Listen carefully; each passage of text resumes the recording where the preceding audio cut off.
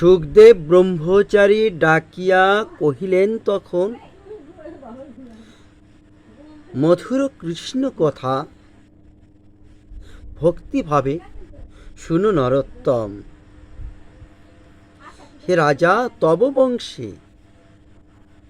তব বংশে যারা যারা জন্ম ধরিল, কৃষ্ণ ভগবান কৃষ্ণের পদে সবাকার মন মচিল। তা হতে আমার এই বিশ্বাস, তুমিও কৃষ্ণ ভক্ত হবে মহত্তম। এছাড়া অন্য কিছু বিচিত্র কথা নহে, শুনো সে কথা এখন। যা হোক, এই মধুর কৃষ্ণ কথা মধুর ভারতী তোমার কাছে করিব আলাপন, যে নামে পবিত্র করে এই ধরার তাপিত জীবন।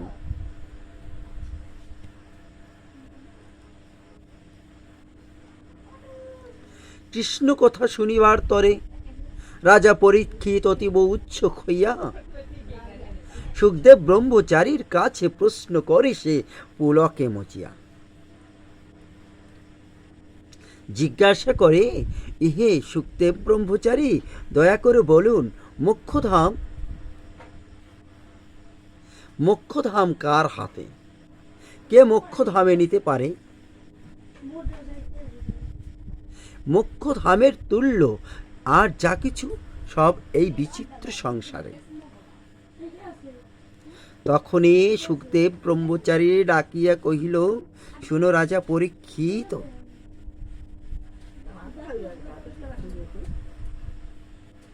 জানো রাজা, তিলক পবিত্র করে এই গঙ্গা নাম সুরধিনী ধরে কৃষ্ণ নামে পবিত্র হয়, সেও এই অবনী করে। মন্দাকিনী নদী চিনি সদা বাস করে এই সুরপুরে মানবের তরে, তাহার কৃপার মুক্ত হয় যত দেবতা এবং যত ব্রহ্ম ঋষি নরে।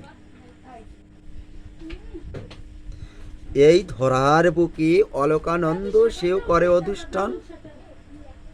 এই অলকানন্দর জল স্পর্শ করিলে সকলে পায় পরিত্রাণ। আরো আছে কি জানো?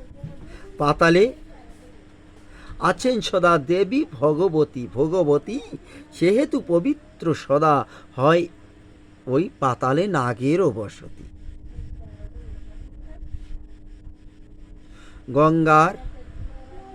গঙ্গার নীরে এই তিন ভুবন, অপরূপ সুন্দর করে ঈশ্বর করিলেন সৃজন। এমন মধুর কৃষ্ণ নাম অতীব পবিত্রা সদা, শুনো নরোত্তম। সেই মধুর কৃষ্ণ নাম এই পবিত্র সংসারে হতেছে সদা জপিত, যেটা মানুষকে কলুষ থেকে উদ্ধার করে। সেই তো কৃষ্ণ তত্ত্ব, সেই তো কৃষ্ণর মহিমা তোমার কাছে আমি করিব বর্ণন। মন দিয়ে তুমি সে কথা শুনিও। তুমি ধার্মিক রাজা, অতীব ধার্মিক প্রবণ। যে দিবসে পাপে পূর্ণ হয়েছিল ধরণী, এই অবনীমণ্ডল, এই পাপেরও ভার সহিতে পারে না ধরণী, তাই হইল বিকল। কিসের পাপের ভার হইল? অসুর দল, রাক্ষস দল সকলে মিলিয়া রাজা রূপে জন্ম নিল, এসে এই ধরাতে আসিয়া। জানো, ও রাজা, তাদের ভয়েতে ধরা হইয়া কাতর, উপনীত হন গিয়া ব্রহ্মার গোচর। ব্রহ্মার কাছে যায় গরুপ ধরিয়া, তেনু মাতা রূপ ধরে ব্রহ্মার সকাশে ব্রহ্মার নিকটে রোদন করেন অশেষ বিশেষে। কাঁদিয়া কাঁদিয়া কহে ব্রহ্মার কাছে, শুনো হয়ে পদ্মাসন, এই পাপ ভার না সহিতে আমি আর পারি কই এখন। তুমি এঘোর সংকটে কেমনে আমাকে করিবে নিস্তার, তাহার উপায় তুমি সুন্দর করি আমাকে করো এই পাপ থেকে উদ্ধার। বসুমতীর কথা শুনি সৃষ্টিকর্তা ব্রহ্মা ডাকিয়া বলল, শোনো হে লুচনে, আমি কেমন করে তোমাকে করিব উদ্ধার, তাহার যে কি শক্তি আমি কহি তব স্থানে। আর তোমার এই যে সমস্যা, এটা ভগবান বিনে আর কে করিতে পারে উদ্ধার। অতএব আমরা সবাই চলো যাই সেই ভগবানের বরাবর। চলো আমরা সবাই মিলিয়া হরি আরাধনা করি একসাথে বসিয়া। আমরা যদি একসাথে হরি আরাধনা করি তাহলে সিদ্ধ হবে আমাদের মনস্কাম। এত বলি দেবগণকে সঙ্গেতে করিয়া ব্রহ্মদেব উপনীত হলেন ওই ক্ষীরদের তীরে গিয়া। ওই মহেশ্বর সঙ্গে সঙ্গে করেন গমন।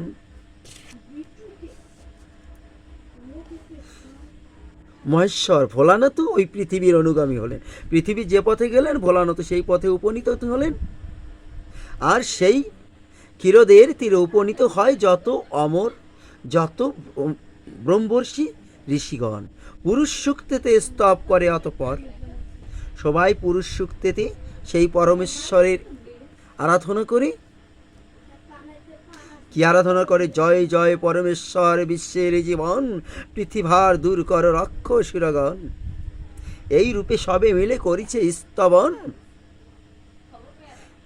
স্তবের সন্তুষ্ট হয়ে তখন আকাশবাণী করিলেন ভগবান।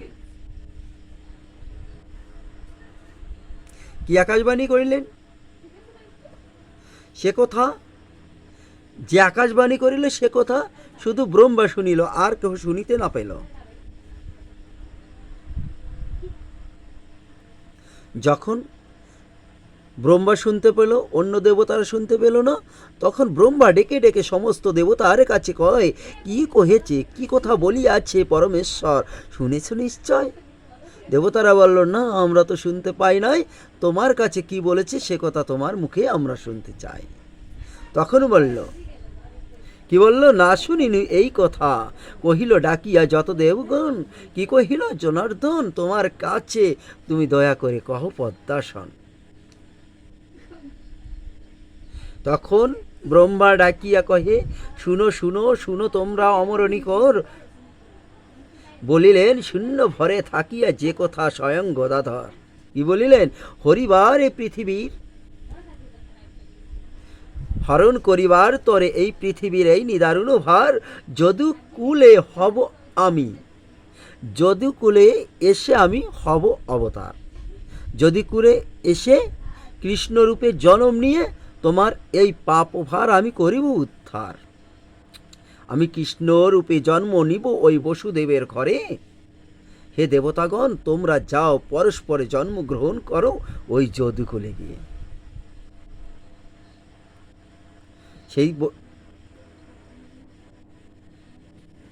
বসুদেব বিনোদিনী, বসুদেবের বিনোদিনী সেই দেবকী সুন্দরী আমি, তাহার জঠরে লইব জন্ম হইয়া ব্রজের হরি। তাহারও অষ্টম গর্ভেতে আমার জন্ম ধরিবে, তাহারও অষ্টম গর্ভেতে আমি ধরিব জনম। এই কথা শূন্য ভরে ভগবান করিলেন বর্ণন। সে কথা আমি তোমাদের সঙ্গে করেছি শ্রবণ। ব্রহ্মার এই কথা শুনে দেবগণ পরম আনন্দে ভাসিল। আপন আপন ধামে সকলে মনসুখে চলে গেল। এমন আনন্দের লহরী বহিল সবার হৃদয় মাঝে। তাই বলছে, এত শুনি দেবগণ, সে কথা শুনিয়া দেবগণ আনন্দে ভাসিল। আপন আপন ধামে সবাই মনসুখে গেল। ক্রমে যদুকুলে আসি যত দেবগণ,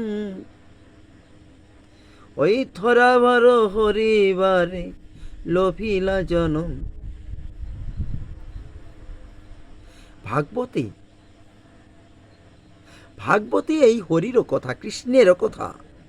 এ তো সুধার লহরী। ভক্তগণ ভক্তি ভরে শুনে, তাই যারা ভক্ত তারা তরে যায় এই ভব বাড়ি। হরে কৃষ্ণ।